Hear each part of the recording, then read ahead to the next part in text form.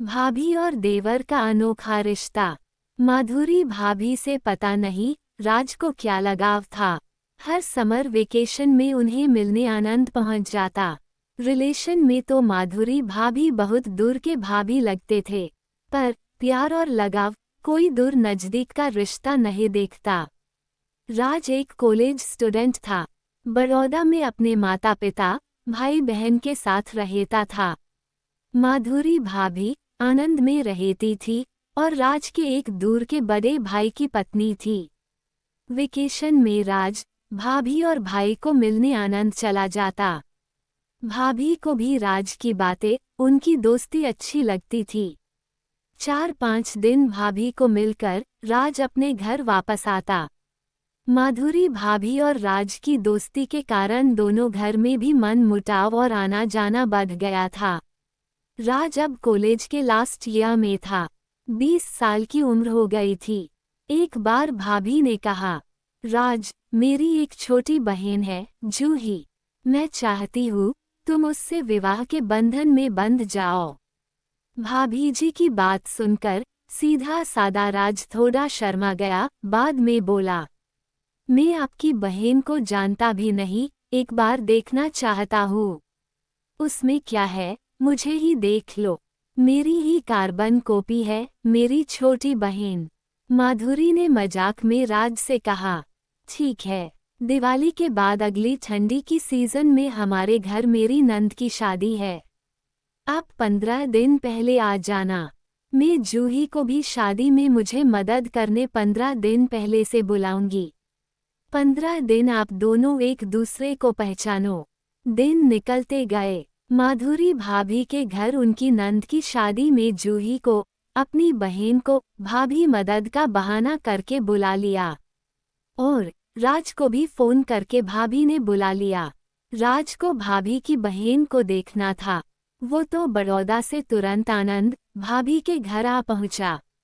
भाभी से मिलकर इधर उधर जूही को ढूंढने लगा। भाभी ने कहा, क्यों बच्चू, इतनी जल्दी आ गई है, हमें मिलना भी भूल गए। जाओ, पड़ोस में मेरी बहन गई है, पर्पल ड्रेस पहना है, आप ढूंढ लो। राज पड़ोस के घर में पहुंचता है। एक खूबसूरत लड़की पड़ोस के लड़के से बातचीत कर रही थी। देखते ही राज पहचान गया, बिल्कुल माधुरी भाभी जैसा ही चेहरा। तुरंत राज भाभी के पास आया। भाभी जी अब मजाक के मूड में थी। देवर का गुलाबी चेहरा देखकर सब समझ गई। क्यों बच्चे, कैसी लगी हमारी बहन? राज कुछ बोल नहीं पाया, लेकिन धीरे से माधुरी भाभी को थैंक यू कहा। माधुरी भाभी बोली, क्यों थैंक यू, किस लिए? अभी तो आपको जूही पसंद आई है। जूही का आपके बारे में क्या अभिप्राय है? उसकी तहकीकात होंगी, तब जाकर आपका काम बन सकता है। हो सकता है जूही आपको ना भी बोल दे। वैसे शक्ल सूरत से तो मेरा देवर ठीक ठाक है, पर आजकल की लड़की का क्या पता, ना भी बोल सकती है। राज की तो नींद खराब हो गई, पूरी रात सो नहीं पाया। जूही को देखकर ही वो अपना दिल हार बैठा था।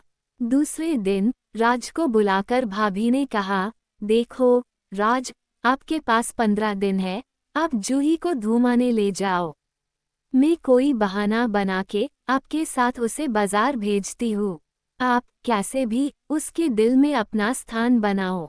भाभी जी ने राज के हाथ में कोई चीज वस्तु की लिस्ट थमा दी और कहा, राशन की दुकान से लेकर आओ। जूही को कहा, तू उसके साथ जा, नहीं तो वो उल्टी सीधी चीजें ले आएगा। राज तो जूही को लेकर खरीदी करके कोई गार्डन में पहुंच गया और जूही को आइसक्रीम खिलाई। जूही से बहुत सारी बातें की और अब यही सिलसिला दूसरे दिन भी कंटिन्यू रहा। एक साउथ इंडियन रेस्टोरेंट में राज ने जूही से कहा, आप मुझसे शादी करोगी? जूही शर्मा गई, लेकिन बाद में बोली, ऐसे शादी की बातें नहीं होती। तो कैसे शादी की बात होती है? आपके पप्पा मेरे घर रिश्ता लेकर आए, मेरे पप्पा राजी हो जाए तो सब हो सकता है। अब राज समझ गया, लेकिन फिर भी बोला, ये सब हम करेंगे। पहले ये बताओ, आप मुझे पसंद करती हो? जूही ने अपना हाथ राज के हाथ में रख दिया और कुछ बोल नहीं पाई। इधर राज की हालत भी देखने जैसी हो गई थी। दोनों घर वापस आए, दोनों को देखकर ही माधुरी भाभी सब कुछ समझ गई। राज ने भाभी को बताया उनकी बहन भी उसे पसंद करती है। माधुरी भाभी ने राज के मम्मी पापा से बात करके दोनों की सगाई करवा दी। देवर में से दामाद बनाकर माधुरी भाभी ने राज के जीवन को बहुत अच्छा टर्निंग दिया। भाभी और देवर का रिश्ते को नए आयाम दिया।